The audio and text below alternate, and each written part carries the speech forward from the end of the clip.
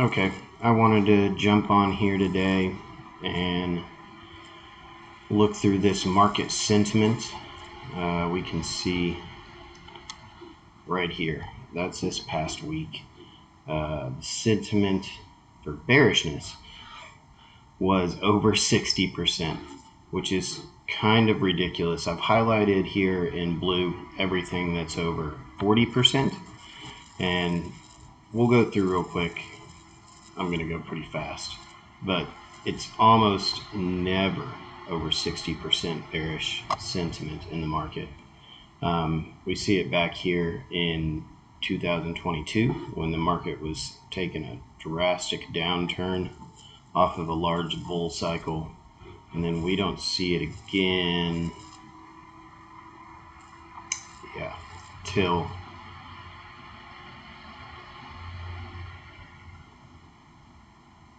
we didn't even get it in March 2020 when COVID hit. I thought we did, but we got to go all the way back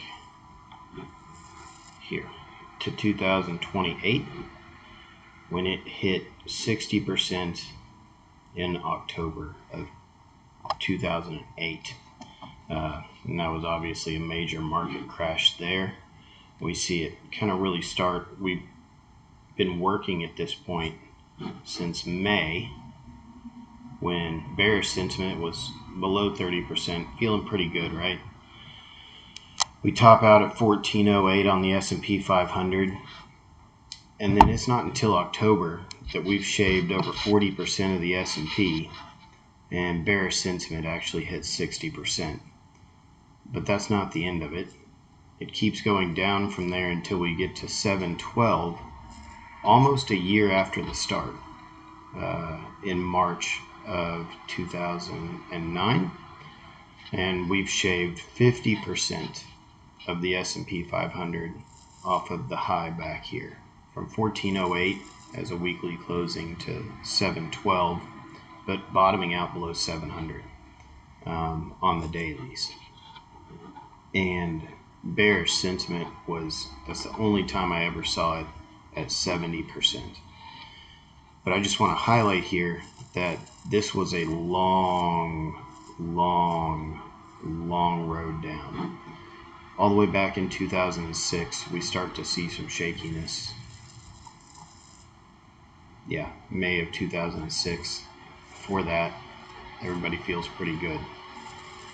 We start to see some shakiness.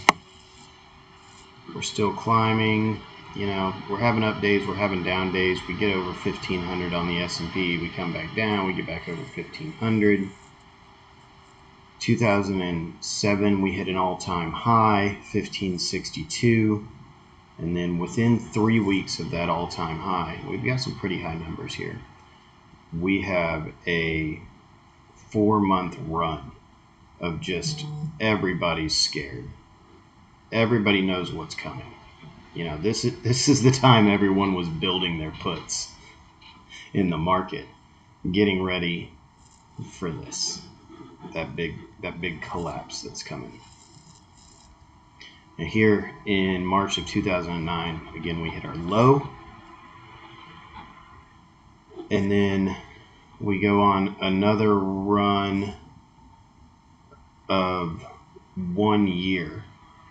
I think about what I was figuring in my head, where we're staying around or below that 1,000 mark, so keeping that 40% reduction in the market, 35-40%, and just bad times, all around bad times. If you were around in the market back then, you know. At the time, I wasn't playing in the market, talking to my family about their plays in the market, and somewhere around right here, you know, my finances just weren't working out for me. I think I was working a $12 an hour job working for my uncle's company, and I joined the Marine Corps. I went down to the recruiting station, signed up, and said, let's get some stability. But coming off of that in 2010, it's pretty good. 2011, pretty good. Forget what I was highlighting for myself right here. We kind of topped out here. July of 2011, we top out, start to take a little bit of a downturn for the next 3-4 months. But even that top in 2011 was not back above that low, or was not back above that high before the 2008 crash. And we're over 2 years after that. And then we go on a real nice, pretty run, 13, 14, 15, 16. We're over 2000. We have these periods right here where there's a little bit of bearish sentiment. We get that pullback in the market. It's completely natural. And here we are 7 years after that 2008 crash. And we're just now hitting 2000.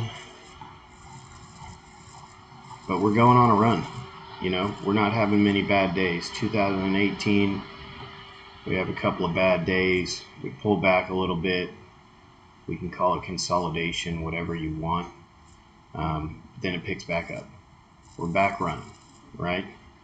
And then here we are, 2020, 3,386 on a weekly for the S&P. And our bearish sentiment's 28%, bullish is 40%. And then it gets bad, right? From right there, 220 of 2020 until 8/13 of 2020. That's 6 months. We lost over 30% of the market, about 30% of the market there. And it took us that 6 months just to get that back for that one. But that was kind of a flash crash. We knew what it was about. But I think it's important to note that it wasn't until here that they announced COVID, maybe this week right here, that the government said, oh, COVID, things are getting bad. And that's when a lot of us thought the markets had crashed. But we see it back here almost a month before. That's why you really have to stay on top of the news cycle, the market sentiment, what's going on in the markets. So anyway, 6 months later, we're back and running. And we go on a cycle until 2022, 2 years, where we've added, I thought there was one word, almost doubled, where we've added 70-80% to the market in that time. And then 2022 starts to get pretty bad. It's getting ugly. What was I highlighting for myself here? We had a bit of a pullback. I think that's what I was showing myself at the end of 23. We all remember that. And then we're running again. We have 1 week in here where we had a bad week, pulled right back from it. Sentiment was good before, sentiment's good after, and then here we are today. And we're kind of at the beginning here, I think, of it could be a month, it could be 6 months, it could be 2 years of market pullbacks, just genuine unprettiness in the markets. This is the overall weekly look of the market sentiment right now. We can see that the bearish high of this past year, this is 1 year, is this week. It's right now. The bullish high, that was all the way back in July of last year. It's been over 6 months before people were feeling really hot about this market. There's been a lot of uneasiness lately, and it's been kind of building. Is what I'm seeing here. There's always those little, as we scrolled through, these little weeks where you go, oh, no, maybe things are okay. Maybe things are okay. And that's really not even what you're seeing here. When you see the bearish sentiment reduce, but that neutral grow by that same amount, and the bullish sentiment isn't really growing. You're experiencing the market saying, Lord, I hope everything's going to be okay. I'm not going to say things are going to be bad because I don't want to be the guy that talked it into existence. And then this next week, there's no denying it. We're going to go into some troubled waters here. Some other things I wanted to pull up. The Commerce Secretary, what's his name? Lutnick. Yeah. He wants to pull GDP from government spending, which makes no sense other than to hide that our GDP is going to drop from the tariffs. Our GDP is going to drop significantly. I think the Atlanta Fed right now is predicting a 2.8% drop in GDP this year, if I remember right. I don't have it pulled up. But I really think that he wants to do this. He says, I want to provide transparency to the markets. That's stupid. You can look up anytime you want and pull a separate GDP from government spending and GDP from private spending anytime you want. Him doing this isn't a brand new thing that's going to allow us to separate and understand the difference. That's kind of ridiculous. This is just the last year we just saw this. And then I wanted to just quickly go through these. Government spending to GDP right now, at the end of 2024, we were sitting at about 35% of GDP was government spending. So if we're going to see a 2, 3, 4, 5% reduction in our GDP due to tariffs, but we take out 35% that we all agree this is just a numbers thing, that we're not actually losing GDP, then it can really help hide that 2, 3, 4, 5% that gets actually lost to tariffs. If you're also saying, no, we took out 35% of our GDP numbers, so the normal person isn't going to realize what's going on here. Obviously, that's been coming down since COVID. We know what happened there. These are job vacancies. So these are positions that are hireable, right? These are companies that are advertising that they are hiring for valuable positions. Very low. And these are current layoffs, which have spiked drastically. So there's way more people getting laid off, way less jobs open. Our balance of trade here is not good, and it's only growing. I thought I had a graph for it. There it is. You can see that our balance of trade is not good. It's only growing.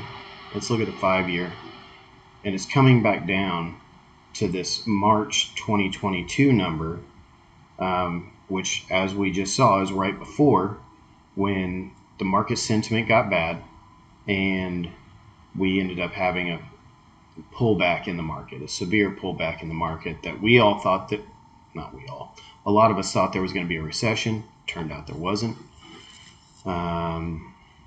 Building permits holding kind of strong, but not strong numbers. Not strong numbers. Would love to see much better numbers. When our housing market was doing great, here we were getting lots of building permits. We're kind of fair to Midland. We're right back where we were in 2019. So if we want to have a market that is the same as it was 5 years ago, we're doing great. If we want to be advancing in the market instead of holding steady with a bit of a downtrend here, then we're not doing that great. My coffee's done, if you can hear that. Existing home sales, not doing good. Not doing good at all. Back to 2021. And it's just been not a great market for years. Been thinking about selling my house, holding on to it, looking for another one of these here so I can get 10-20% more out of it. I like it just fine, but wouldn't mind upgrading. Consumer spending. Look at this. This seems like it's great numbers, right? Consumer spending is going up, has been going up consistently for years. Let's keep in mind that inflation has also been going up consistently for years. And then the other side of that is that total U.S. consumer debt surged by $40.85 billion in December 2024, far exceeding the forecasted $12.35 billion in December. These numbers are back to December. It takes time to calculate these. But that extra spending that you're seeing holding strong, I would argue, is being spent a majority on staples and a lot of it on credit cards right now. And that's why we're seeing this spike here. I don't feel great right now, the way the markets are going. What does the market look like today? Tesla lost another 4.5%. The Dow's down 1%, the S&P's down 1%, Tesla's down, Ford's down, McDonald's is doing great. But if you listen to Warren Buffett, you know that when there's severe market turmoil, McDonald's is one of those things that's going to do pretty good. Hope this provided some value to you. Hope that you've gained something from this, gave you something to think about, gave you some more resources. This tradingeconomics.com has so many different government reports. Gave you some resources that you can go and do this for yourself as well. Thanks.